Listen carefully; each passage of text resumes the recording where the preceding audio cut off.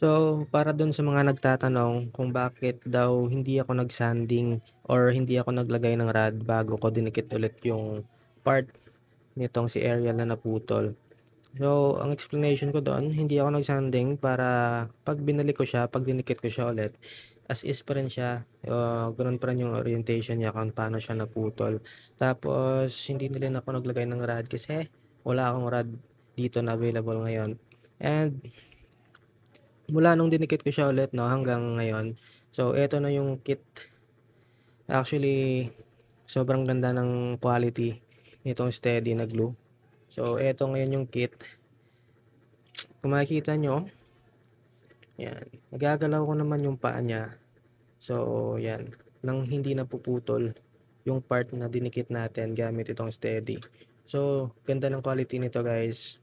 So kung meron kayong mga kit diyan na kailangan ng repair, so I recommend na ito na rin yung gamitin niyo. So worth it siya guys. Oh, 'yan, tingnan niyo, gagalaw-galawin ko yung paa niya. So makikita niyo hindi talaga napuputol yung part na dinikit natin gamit itong Steady, gamit itong Steady Hobby Modeling Adhesives. So 'yan, thank you.